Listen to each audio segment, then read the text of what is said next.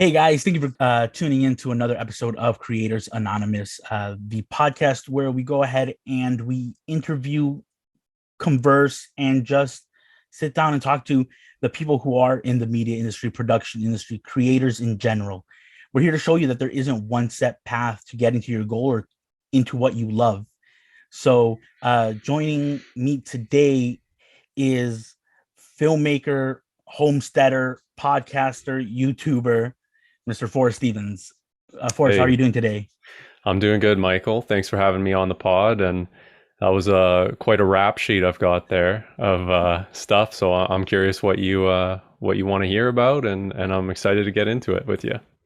No, and I really do appreciate you replying to me and actually joining me today on this podcast.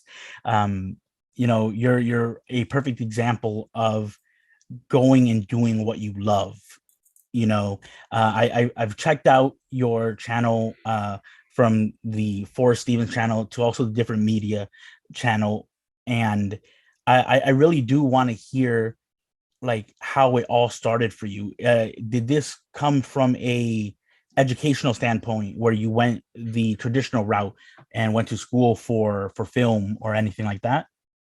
Yeah, I mean, to answer your question directly, it didn't. I didn't go to school for anything. I'm all self-taught, and I mean, it depends how far you want to go back, but I mean, like, growing up as a kid, I had a much older brother who had a video camera, and I thought that was the coolest thing ever. This was like a video camera, like on the shoulder VHS tape kind of thing, and he would record stuff with his friends, and we'd watch it back. And I just thought that was so cool that you could do that. You could record what you were experiencing and play it back later and share it with other people, and so that inspired me a lot. And I think I was 11 when YouTube became a thing, and I just instantly gravitated towards that. I was like, "Oh, this is huge. You can just upload. You don't need to know how to do anything." I was an 11-year-old. I didn't know how to make a website and put videos up, um,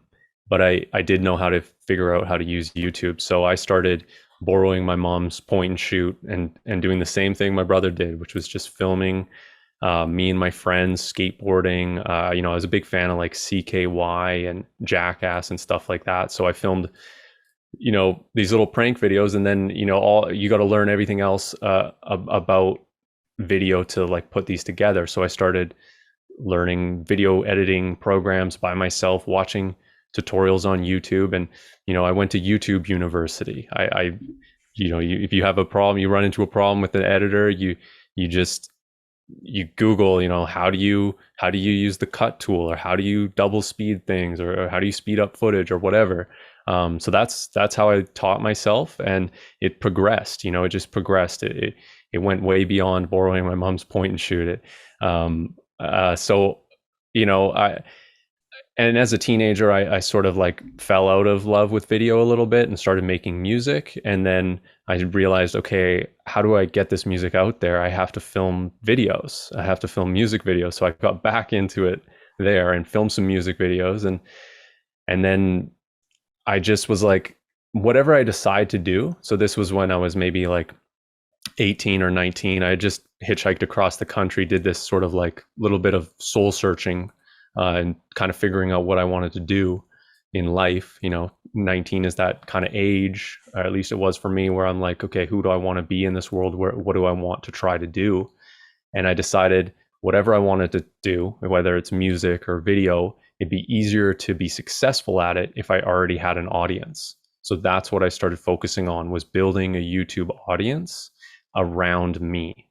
And what that looked like at the time was filming with a camera that I paid for by booking a wedding before I had the camera. So I booked a wedding, made $500 from shooting a photography at a wedding. I'd learned how to edit photos, not shoot photos, but I learned how to edit photos because my sister was a wedding photographer and hired me for one summer to edit photos. So I bought a camera for $450 or something, used that camera to shoot the wedding. It was paid off.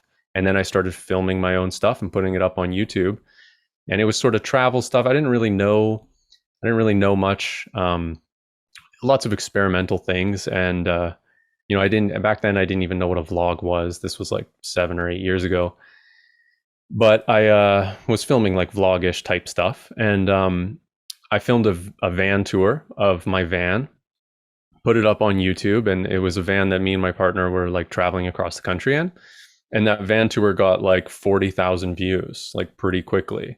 Whereas like my travel content had gotten like 100 views. And I was like, whoa, okay, there's something here. There's like an audience here. So that's the thing with YouTube is like, like I right now, like if we fast forward a second before we hop back, but I'm now making a full-time living off of YouTube for the past 4 years. And actually just got this in the mail yesterday. So, oh, congratulations. Thank you. So that's for my channel, Different Media. This is from that van tour that I briefly mentioned. I realized there's a niche for that. So I started reaching out to my friends. I lived in like kind of a hippie community here in Canada. So a lot of people were living in vans, and I was just reached out to my friends and, hey, you want to film a tour? It's like, we can just have fun with it. It's sort of documentary, give you a little snapshot of where you're at in this life. I started filming those, and I started being like, okay, if I make one of these a week, that'll be good for the channel. And if I make 100 of these, I could make, roughly enough money to live. So within a year of making those, every single week, posting them, trying to find people, filming, all that stuff, once a week, I was working in a restaurant at the time, and I made the same amount of money on YouTube as I did at my minimum wage job. So that's when I was like, okay, I'm quitting. I still worked like an extra, I think, month and a half just to put some savings away, quit my job, went full-time YouTube, and that's it, man. It's gone from there. Like, I made a feature-length documentary. It's 45 minutes long, once again about van life and about the connection of it with Instagram and sort of how people kind of falsify a lot of their van life experience just to get exposure on social media. And that kind of elevated me to another level, right? So it's sort of like, if I look at the projection of my filmmaking career, it's starting small and gradually building and only investing what I really can. Like in YouTube was always interesting to me as a business, because it was like every single thing I put out there is an asset that can then make me money back. And it doesn't really cost me anything. There's no real upfront cost if I cover my costs as I go. So to me, that was really appealing, because I came from nothing. I had no money, working minimum wage jobs, no education. I was young, I could have chosen the road of education and a career or something like that. But I decided to do entrepreneurship instead, and to try to make a go of it through this gradual business that I've been building with YouTube. And so once again, the progression of that led to me making a feature length doc. And I did a lot of this on my own, but the documentary I filmed with a friend who I met. He had a van. I did a van tour of him. He had a bunch of gear I didn't have. So I was like, let's do a profit share. I've got this idea. I need you to film some scenes with me. And we filmed a handful of times with him, and I filmed a bunch on my own.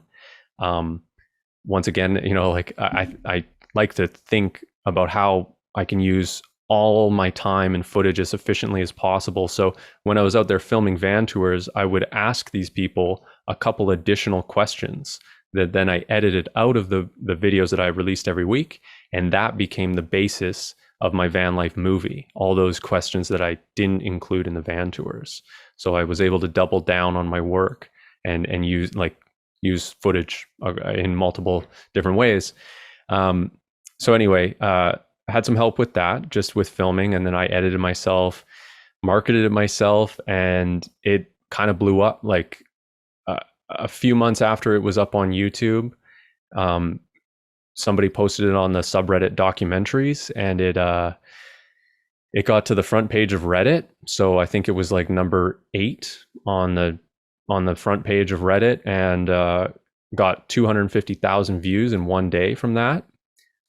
It's now over, I think, 1.5 million on YouTube. It's also on Prime Video. So through that, a company reached out to me that's an aggregator, and they collect they have all these people that are filmmakers or movie producers, and they work with them to get their content on streaming platforms or airplanes, or they used to even sell DVDs and stuff like this. So they took that. I teamed up with them, and they have that movie up on Prime Video, and they also have a couple other travel shows that I've made since then.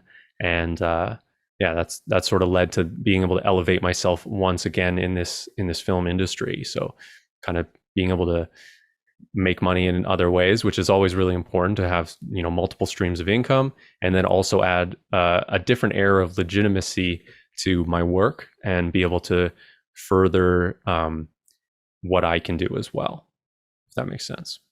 Yeah, no, and it's awesome that it all came from what, like a $450 camera, right? That you hustled to make to do a photo cover a wedding, their photography. It all came from that, and then it all led to this amazing, basically, resume of your life. And the film is called The Reality of Van Life, if I'm not mistaken. It is on Prime Video. For anyone who is interested, please go check it out.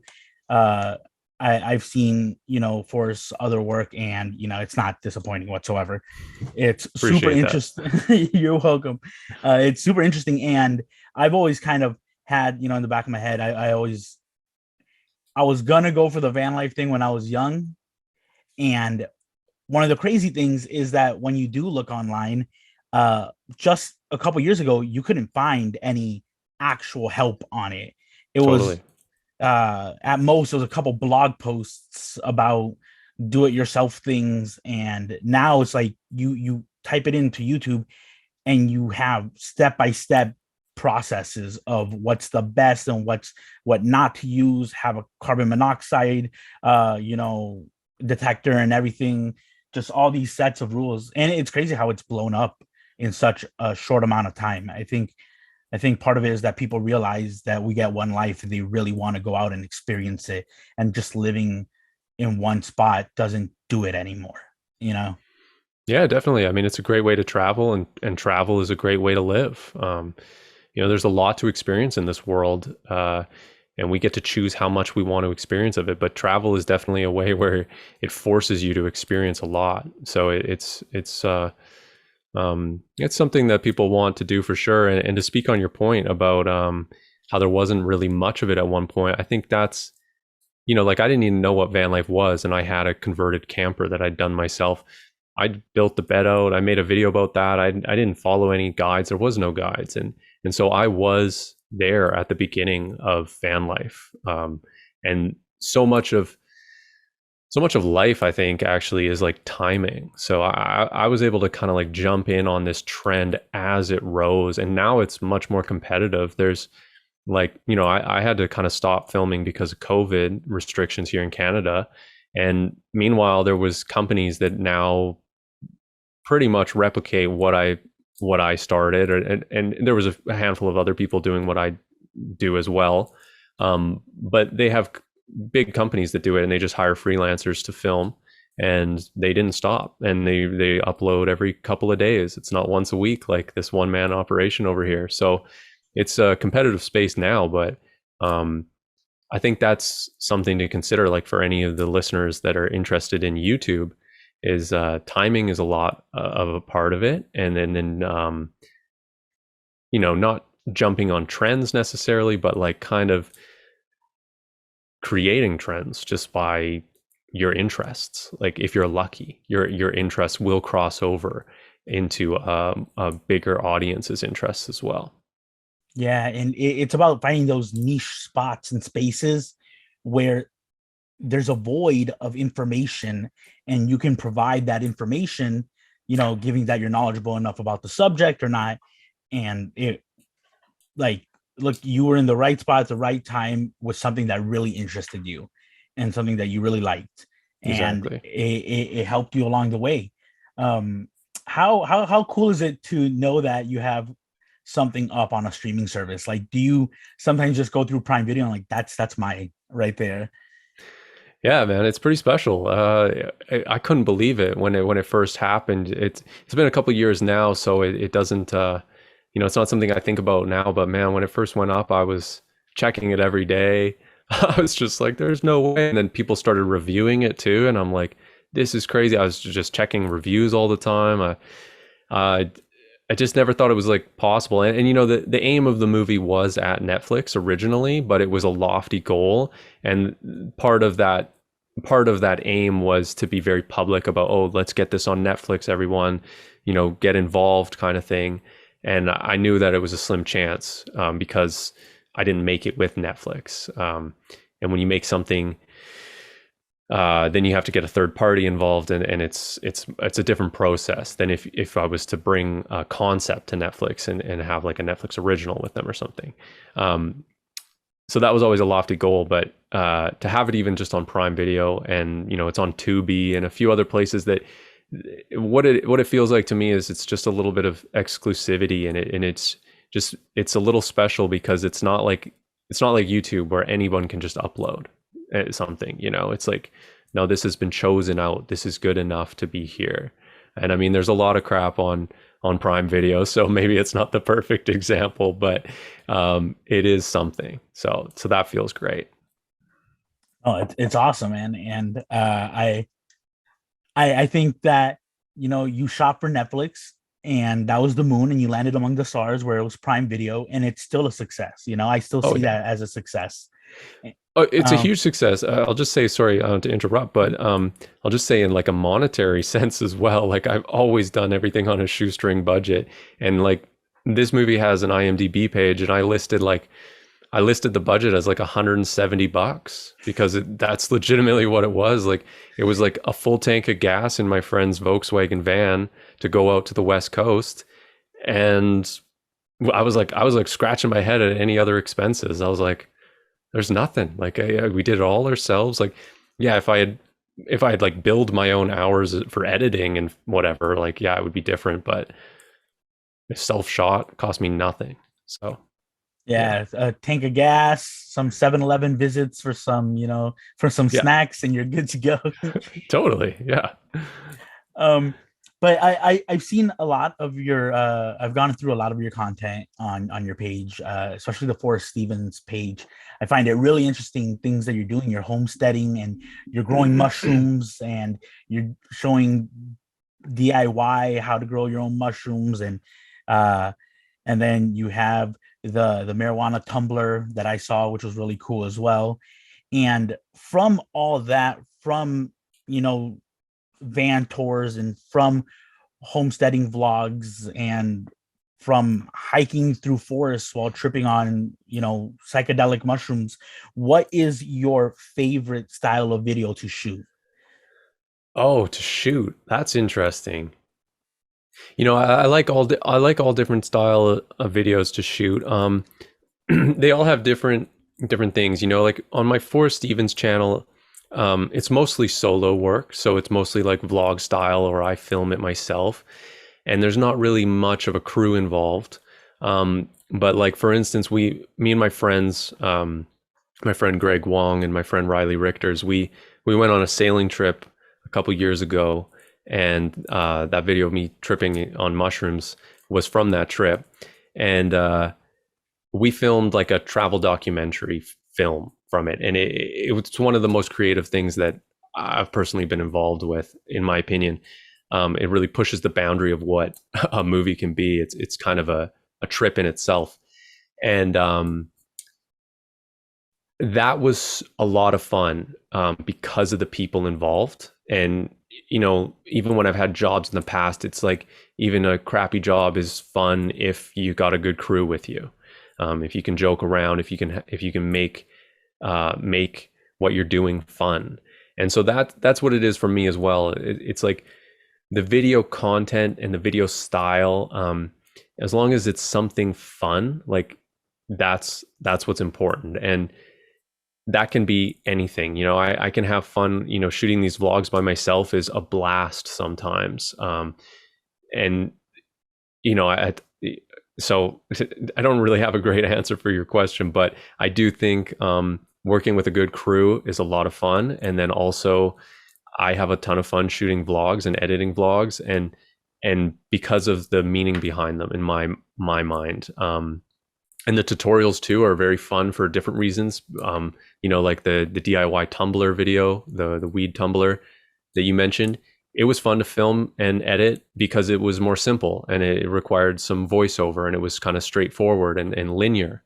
Whereas like the vlogs are a little more creative, and you can think, how am I going to use this B-roll footage? Am I going to stitch it together into a music montage? Am I going to allow the clip to play for itself? And maybe the sounds of the birds and the wind is something. Maybe that audio is something, and it can just play for itself, because maybe somebody watching won't have that experience, and you can immerse them into your world.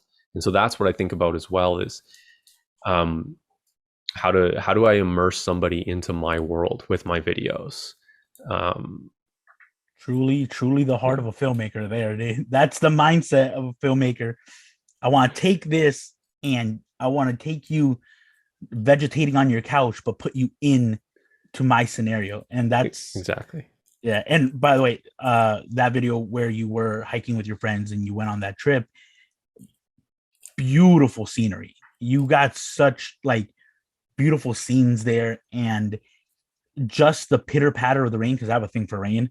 Just the pitter patter of the rain over the audio, like, was calming. Yeah, and it was great. That's the thing about video, man, is and ultimately why I think I chose it over music in a broad sense, is it combines audio. It uses it's video to me, like film and movies and everything, vlogs, all that. It combines the art of pictures and music and audio together, and it creates like a master art, in my opinion. It's one of the places where you can be very, very creative, I think, at least for myself. I agree. I 100% agree. There's something about being able to mix video and audio to create one finished product that becomes an experience in and of itself. But I was watching, and I am curious because I saw in one of your vlogs that you got one of those all-in-one like mushroom growing kits. How's that turning out so far? It's awesome. Yeah, that's funny. It's great, man. That's another thing that's fortunate about YouTube, is you can, once you have a bit of a presence, you can reach out to some companies and either get free products or get a little bit of sponsor money. And this is what you're mentioning right now is a company out of Nova Scotia, so fairly local to me. And they sent me these kits just in exchange of just feature them in your vlog. So it's like, oh, awesome. I can show these people, I can show people what the progress is like. And I've been filming sort of, maybe not daily, but every once in a while, just being like, check out the mushrooms now as they kind of grow along. And we've had a couple flushes. So what happens is you like spray it along, and they sort of form, and then they grow, and then you harvest them, and then they go dormant again, and then you reintroduce a lot of water to them, and they'll do it again over and over. So you can get multiple flushes from the same brick. And we harvested a bunch of mushrooms from there, sauteed them up in some breakfast, and they've just been incredible. Just so good. Yeah, next level. I've never really messed around with like choice edible mushrooms much, so this is like first time eating like a fresh oyster mushroom, and it's just like, oh, this is so good. Like, this is, I can't even comprehend how good this tastes. So it's been a lot of fun. Well, that's awesome. That's awesome. I know you have a bit of a green thumb because you do the whole homesteading thing, and I've seen I've seen your garden a bit. I know you're having trouble with the kale because some type of beetle you were talking about. Yeah. Do you find it calming, or is it like just a hobby, or do you do it specifically because you're homesteading, or do you enjoy like the whole garden growing plants and vegetables thing? Yeah, so some people find gardening therapeutic, and that's something that I find as well. I find it therapeutic. I also find it extremely rewarding and just generally a fun thing to do. And I try to orchestrate my life in a way where I get to do as many things as I actually want to do. It's the reason that I started doing YouTube. It's the reason I've always been interested in running my own business or being self-employed. passive income, all these things have always interested me because I want to live a life that I enjoy, you know. And so that's the idea of the vlogs, is like being able to showcase what I actually like to do and what I'm actually doing in my day, and be able to make a living from that. And yeah, and like gardening is one of my passions, and just how amazing it is to harvest. Like right now, actually, I'm kind of a fidgeter, so right now I'm actually like de-husking, or not, like I'm like separating corn off of the corn cobs right now with my fingers as I do this podcast. So like I'm always doing like a gardening task, and I like that. I like being able to sort of provide for myself, provide for my partner Emily, and to do it so directly, and be able to hands-on be able to grow something that you then eat is it's a very rewarding thing.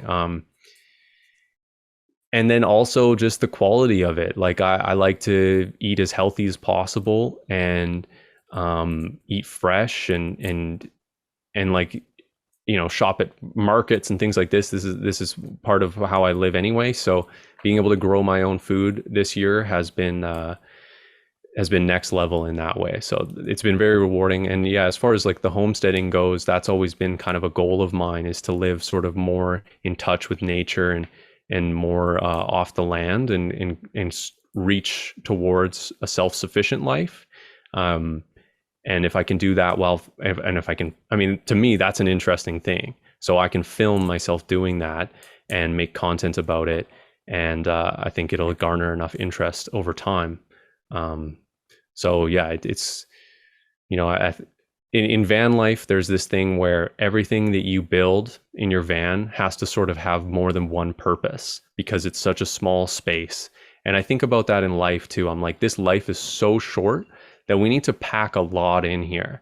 So let's figure out how to be efficient, and how to sort of double up on things, especially things that are important, so that we can be sure that they're going to work out. So for me, it's like, I might not make enough money if I was to grow food and try to sell it and be a market gardener, but my idea is to maybe do that a little bit, but then also show the process through videos, and allow those videos to make me the money to live.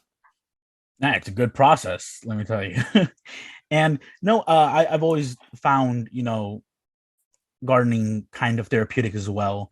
On the side of my house, like, you know, I've grown jalapenos and tomatoes. Nothing much came from it, because apparently I don't have a green thumb or anything, and it's a little difficult in Miami.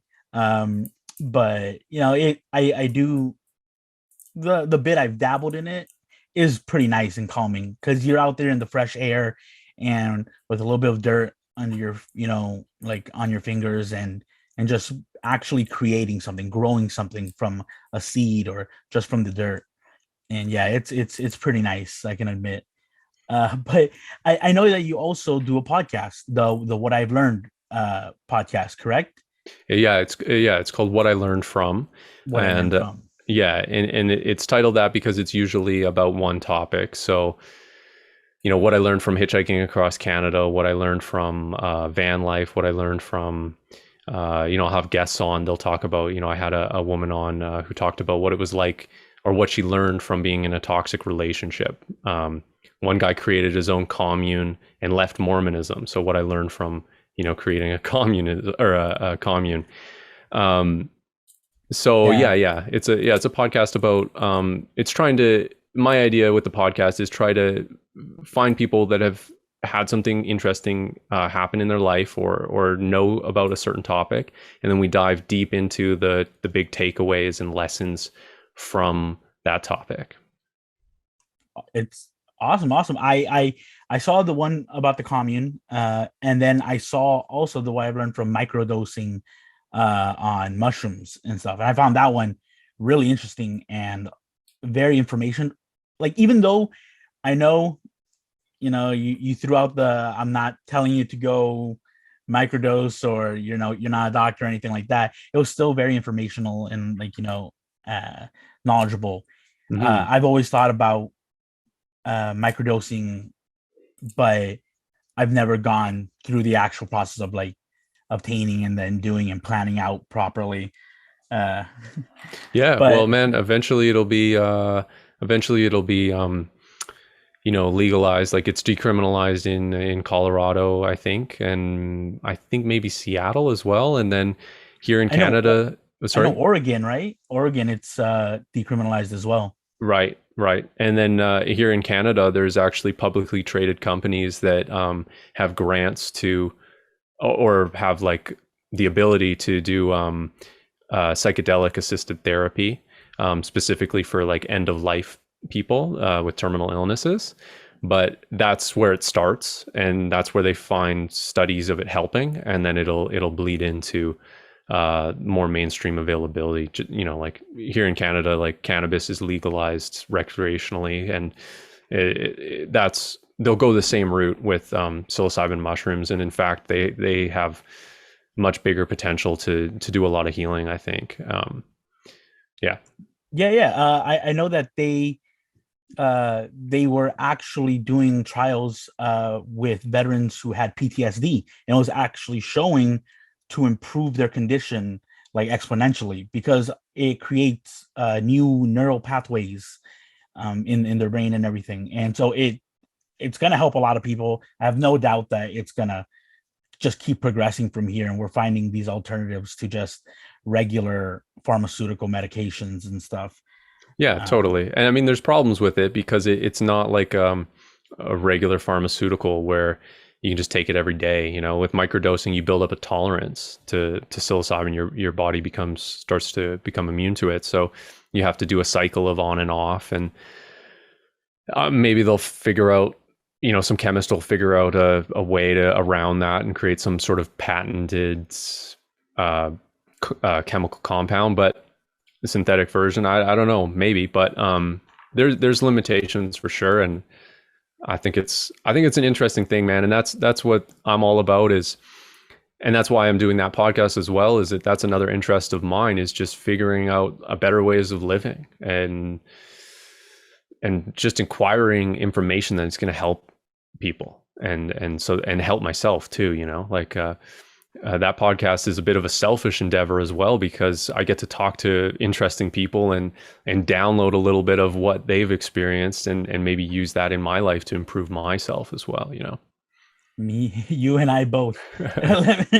I talk to some interesting people. I get to hear their interesting stories. I live vicariously through them a little, and I get to just kind of throw it into my life. I've gotten, some good feedback from multiple of my guests, and I've just basically integrated that into my life, and things go better because you have all these different perspectives that you can work off of and find out what works for you. And everyone has a different mindset and might not, they might think of something that you've never thought of before, and then you're like, damn, that does sound like a better way to do it, and then you go for it. But yeah, that's why I love doing this podcast, and I love talking to people in general. Like this conversation, I feel like is going swimmingly. Mm. And I agree. but so I can totally understand that perspective on your podcast, and I think keep going with it because it's super interesting, and you really bring up good points and good perspectives on the topics you're talking about. Where do you see, you know let's say different media going, or your Stevens Forrest Stevens YouTube channel going in the future, in the foreseeable future? What's your plan? Right. Well, okay. So, different media, like I've been releasing these van tours, and I was doing it much more regularly before the pandemic. And then since then, I've moved out of a location that it was very easy to film these tours. I was living on Vancouver Island, which is a huge destination for tons of van dwellers. I now live on Manitoulin Island across the country. This is where we're able to acquire land to do this homesteading project. Um, so less availability to film. So I've been kind of transitioning away from filming the van tours. I still do because they provide me my main source of income. But the idea is to go beyond that and figure out how I can take that audience of 110,000 subscribers and be able to push further. So I'm working on a couple bigger films as well that are sort of low key, and I'm working on them now to get them out. But so that's one thing is take that and sort of be able to work on bigger projects that I really enjoy.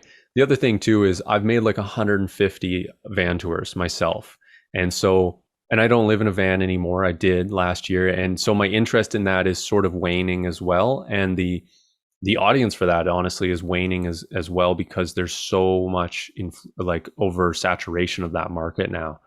So one thing I'm definitely going to be doing is I'm going to be filming farm tours and filming with small businesses who are doing something really crazy unique and trying to help the world. I want to showcase people who are trying to help the world and provide that information out there for people.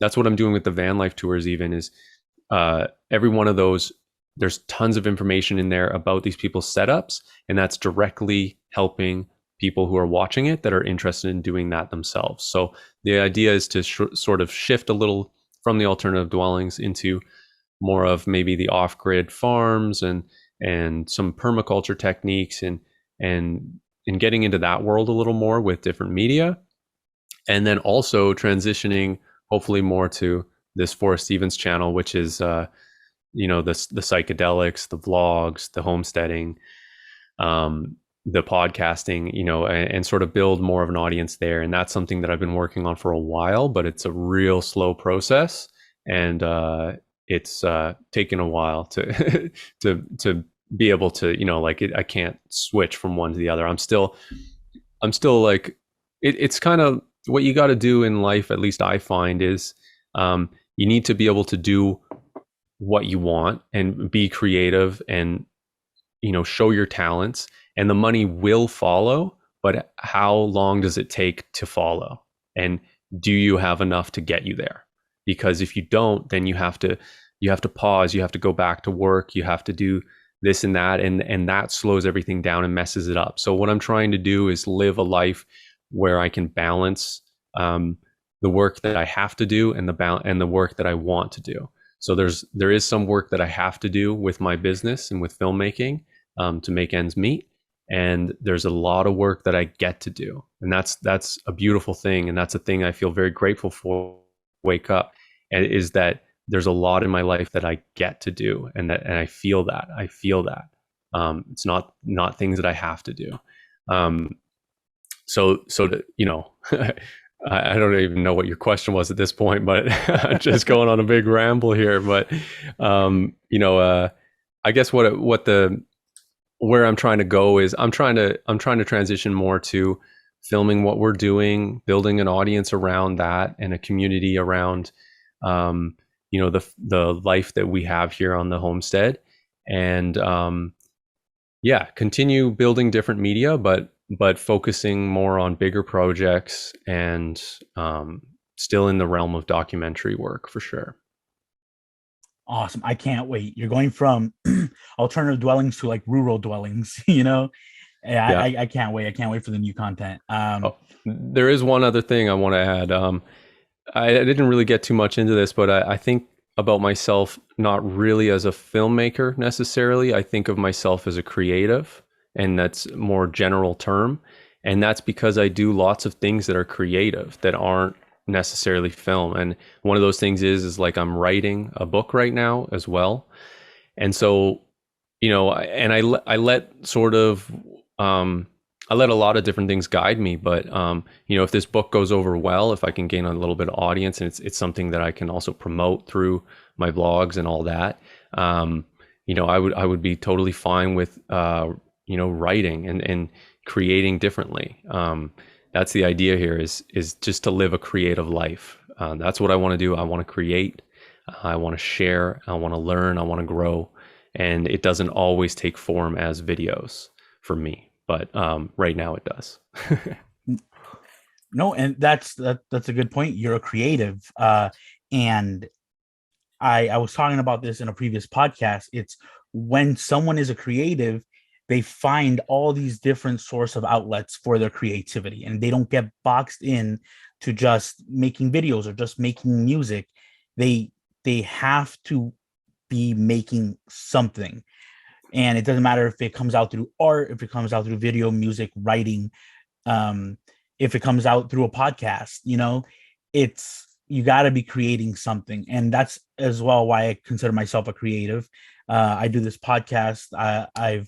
I try to dabble in like hobbyist voiceover stuff, and I I my long-term goal is to open up my own production studio where I shoot documentaries, music videos, and short films. And Nice. that's where my heart's at. And but I find different ways to let out my creative side, because if I go even like 2 days without doing something, it drives me wild. Like I go crazy. Same. Yeah, same. It makes me feel good to create, and I don't know, man. There's something about it. It's beautiful that we get to have these minds that are creative and that we get to create stuff. I think I think there's a lot of creative potential that unfortunately isn't encouraged to flourish in this world.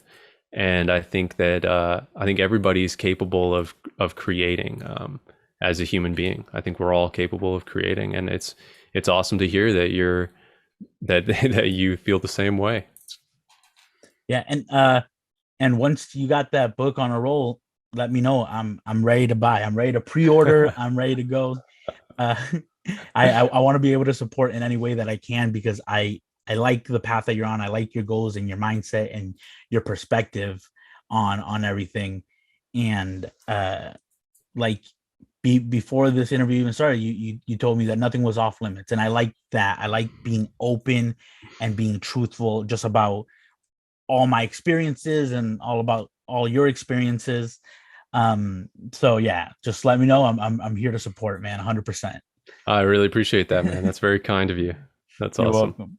And so I'm gonna admit that watching your videos, I've become a very big fan of Ronnie, right? Yeah. And uh, and how is it bringing? Because I know a lot of people, they like to bring their dogs, in the whole van life thing and traveling.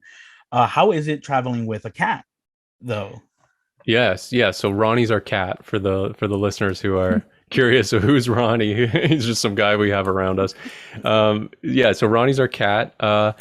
You know, we we just we moved into a minivan for like a month when Emily and I first started dating, and she had Ronnie, and we made that work, and it was tight. We had the litter box like stored away. We needed to bring it out for him, and it was tough, but it worked. And then we were like, okay, like he can travel with us, and we got a bigger van eventually, and we went down to California from British Columbia with Ronnie, and it worked awesome. Like luckily he's good on a leash. That's super important, I think, for anybody interested in doing van life with a cat. Um, Luckily Ronnie was he just like didn't mind the harness, and he was an indoor cat before, but so he like kind of enjoyed being able to kind of experience some of the outdoors, because he was, he's always a curious cat. The other thing is animals that I think especially maybe like indoor animals or like animals that you form like a really good bond with. They just want to be around you, whoever they have a bond with. And so when we're in the van traveling with Ronnie, he's always around us. We only leave the van to go hiking or get supplies or whatever, and then we're back, and anytime we're chilling, we're with our cat, and he's in the same room as us because there's only one room and the room has wheels. So yeah, it takes a couple days for him to adjust, but he still loves going on trips. And I've gotten a few comments of people being like, oh, that's terrible, your cat shouldn't live like that. But it's like, I don't know, he seems to be fine and he seems to enjoy it. But we have a big old farmhouse now, and in the van we're playing with like a tiny little toy, but out here, he can chase us around. We play like tag with him, and we have toys, and you know, he can really kind of run and play, and that's nice too. But in the van, it's totally fine. I don't know. It's great either way. From what I've seen, he enjoys being in the van, Yeah. uh, or your camper, and I know that he wasn't too good at using the cat door to use the litter box, but I hope he's learned a bit. But now he's got a farmhouse, so he doesn't really got to worry about that, you know. Yeah. Yeah, he's got a room actually. He's got the Harry Potter room underneath the stairs where we got his feeder and his cat litter, and we put a cat door in there. So we taught him how to use it. We didn't bother in the motorhome to either teaching him how to use it, but now he knows how to use a cat door. So you can teach old cats new tricks. He's living and learning, you know. Yeah. He's good. He's good. Uh, but yeah, no, because I found it really interesting. I see a lot of people, they always like to bring their dogs, and they Mhm. love to bring their dogs on van life and, you know, outings and everything. And you don't see many cats. And that's why I thought it was kind of interesting. Uh, but for me, it kind of makes sense because for a dog, you need to take them out so they can do their business and stuff. Mhm. For a cat, like, you got their necessities indoors anyways. So for me, it makes sense. Yeah. Totally. Yeah. I think you're right. I think that's a really good point actually. It's easy. It's there's I mean, I'm filming people. I've met a few folks with cats in their vans, and they make it work too. It's doable for sure. Yeah, But no, yeah, it's definitely doable. I saw one video where someone had a parrot, and I thought that was strange. But you know, you do you live your life. It's all good. yeah, a parrot might be difficult. I could see that being a challenge. But Forrest, you know, let us know what's going on in your life. You know, anything you want to throw out there. Where can people find you, and how can people, you know, hit you up if they want to collaborate in any way? Yeah, well, I got a lot going on. I got a lot of different ways you can find me online. The big ways are, you know, YouTube. That's primarily my platform. So YouTube, you can search Forrest Stevens. That's Forrest with two R's, Stevens with a V. And Different Media is my other channel for the documentary work. Um, I do a lot of exclusive content now on Patreon. So, you know, I encourage people to check that out. That's a way that people can directly support me and what we're doing here. And we're trying to essentially make the world a better place by enacting a lot of permaculture techniques here and active learning and experimenting with the land and ourselves and trying to share those results to hopefully help people. So yeah, Patreon, I do a lot of exclusive content, and then I don't know, Instagram, I post stuff. Forrest the filmmaker on Instagram. My podcast is What I Learned From, and that's available on all audio podcast platforms as well as on YouTube as a video podcast. Yeah, I don't know. Reach out, contact me, ask me some questions if you guys have it. Yeah. Oh, I guess my film, the reality of van life on Prime Video, and Moments and Best Friends are also up there as well. Awesome, awesome. You used the term permaculture, you know, and I wanted to kind of maybe get into that before we finish. Could you go into a little bit of, you know, a little more background in what permaculture is, like permaculture gardening or things like that? Sure. Yeah, permaculture is sort of the using the scientific method um, in combination with observing nature. So permaculture can be used to form better communities with people as well. Um, but it's typically used in the definition of talking about gardening and food production mostly. So permaculture is a lot of like, you know, how do plants symbiotically grow together? For instance, there's any sort of legume bearing plants, so like peas and beans. Um, they create a bacteria around their roots that takes nitrogen out of the air and puts it into the soil, so it can be absorbed by plants. So if you plant corn, which takes up a lot of nitrogen because it's a grass, so it needs a lot of nitrogen to form green leaves and stuff. Um, and it can actually use the nitrogen from the neighboring bean plant that is growing, and then the bean can spiral around. If it's a pole bean, it can spiral around the stalk of corn, so they can use each other and grow together. So that's one concept of permaculture, is sort of looking at nature and seeing, okay, what does this plant do? This plant actually creates an excess of this nutrient, and this one needs that nutrient. Let's grow them together. It's a lot of looking at the way nature works. So if you go out to the forest and you dig underneath a layer of leaves, you'll see dark, rich, nutrient dense soil. But you don't see lawns, you don't see grass in the forest. It's all matted over with leaves. And so that's the concept of mulching. So if you're to mulch in a garden, you're covering that soil and deterring any plants you don't want, like weeds, to grow, just by blocking the sunlight. But you're also not leaving bare soil exposed to the sun. So then the soil in there can be rich with bacterial life and fungal life, which is, living soil is healthy soil. And so it's really just these simple techniques of a lot of combination things, like even like aquaponics is a permaculture technique of raising fish and using the fish waste to grow plants, and then using bacteria, surface bacteria on like stones or clay, to break down the fish waste to make those nutrients available for the plants. The plants clean the water for the fish. So it's really creating these symbiotic relationships so that you have to work less. Because right now,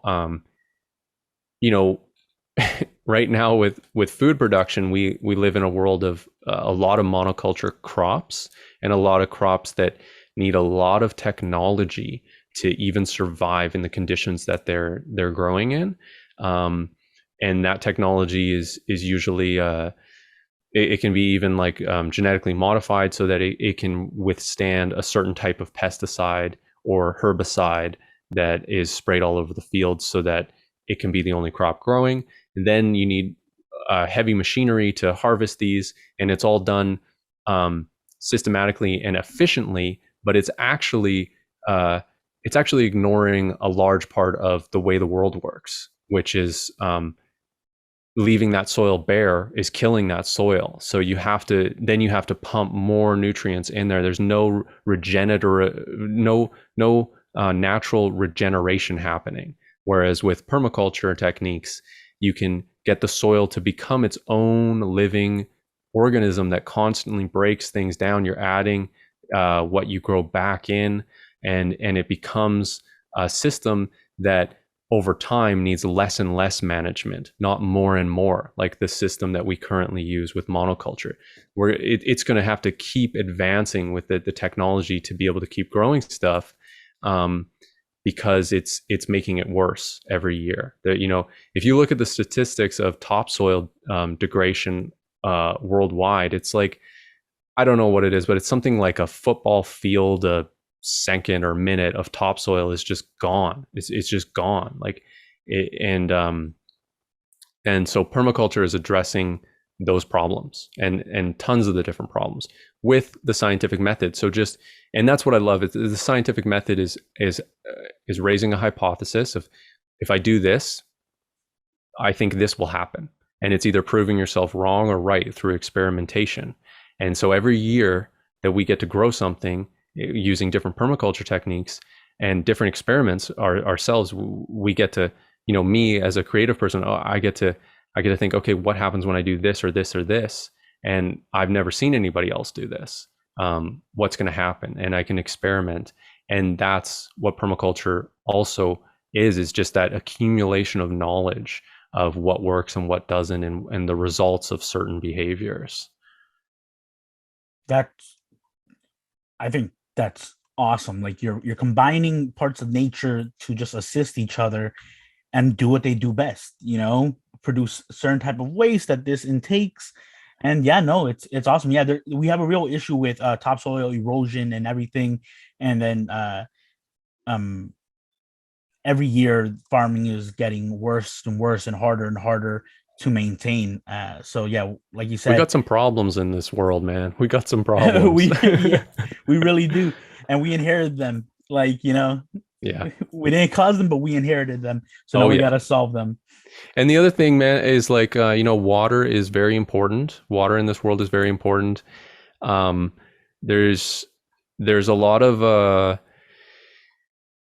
don't know much about it, and maybe this is like bro science or something, but there's a lot of uh, migration due to droughts and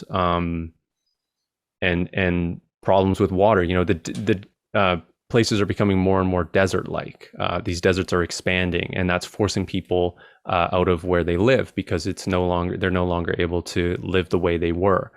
And this is going to continue to happen, and it's going to require massive infrastructure. Like even the idea of Los Angeles as a city is crazy. The amount of water they have to pipe down from places that are thousands of miles away. It's crazy. I mean, it works to a degree, but at what cost, right? And so permaculture is another way of dealing with that. Like mulching once again is another way to just retain water because the water doesn't evaporate as readily if it's covered. And then there's digging ditches, and you can plant things on the side of ditches, and the ditches hold water for longer. There's people doing really cool things. Like one thing I wanted to do was I wanted to re-green a piece of desert, just buy like $1,000 1 acre plot in like California or something and try to re-green it using permaculture techniques, which is entirely possible as well. So there's a lot of promise in this technology to build a world that isn't getting worse. It's just the knowledge is not it's not mainstream, and it's also not being used as much. It's not being required to be used as much as it should be.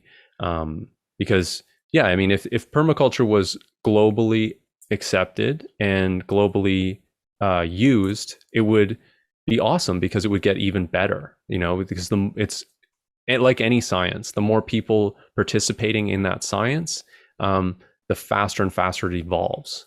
And so permaculture is something that is ever evolving. Man, I think you got another documentary on your hands there. You know, Maybe. Regreening an acre in California. That'd be something to see. Yeah, I think so. Maybe one day. Too bad I'm Canadian though. I can't Oh, live there. that's true. It'd have to be. There's desert in Canada, but it freezes in the winter. But anyway, whatever. It's beside the point.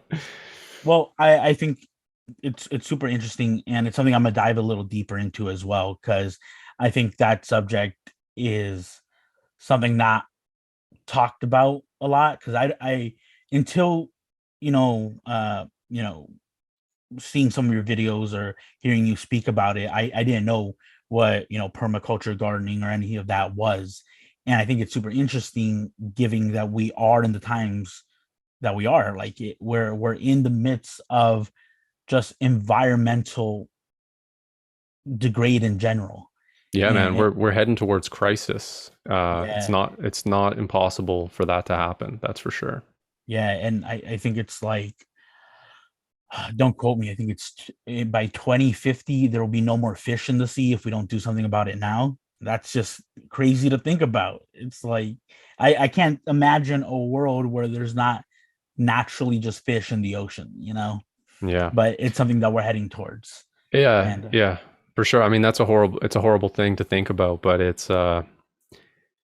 horrible because it affects everything that happens on land, of course, as well, which including us. But it's also like, man, these species are suffering because of what we're doing, and we don't get to. Our children don't get to, pull a fresh salmon out of a river and enjoy that experience that is so, you know, so wild and so crazy. Like I have, uh, it's part of our history, every one of us, to live close to nature, and yeah, that history is getting harder to relive if we wanted to live that way again. Yeah, no, it's true. That's why it's so important to talk about, because it's such a touchy subject, and it's not a very happy subject, but it's something that has to be talked about and shared and really put into perspective for a lot of people, uh, because it is so important. But thank you for giving me the rundown on permaculture and everything. It's super interesting. Um, and it was like, you have no idea how happy I am that you did reply and you were willing to be on the podcast. It means a lot. Uh, but thank you for being here today. Guys, make sure to go check out the Forrest Stevens YouTube page, the Different Media YouTube page, Forrest the Filmmaker on Instagram. Hit up Prime Video and check out all of his work. Uh, Keep a lookout for his book. No, we no timeline on it, but just Hopefully make this sure. year. Hopefully I'll get it out before Christmas. That's the idea. Boom, you heard it here, and Yeah. keep a lookout for it. Guarantee it's going to be a good read. And thank you for tuning in to this episode. It means a lot, guys. It means a lot that you share, like, comment, subscribe, hit the little bell to make sure that you're notified anytime new content's coming out. Like I always say, if you watch it or you don't, it's going to keep getting made, because it's what I love to do. And I love coming out and talking with new people every day, and talking and making these episodes weekly for you, because not only does it give you guys a chance to live vicariously through the guests and experience everything that they have the knowledge about, but it goes to show you that there isn't one set cookie cutter path to your dreams. Pick up a camera, hustle a little bit for it, make the things you love come true and prosper. Because if you follow your dreams hard enough and push hard enough, you're going to get to where you want to be. And uh, in the future, that place where you want to be might not be where you think it is now. And you might come to a day where you're finally content and happy that you made those choices or took those risks, you know. But we will see you guys next time on the next episode. Have a great day. Forrest, thank you very much for joining me today. I hope you have a great day as well. Thanks a lot, man. I appreciate you having me on. No problem. Well, take care, guys.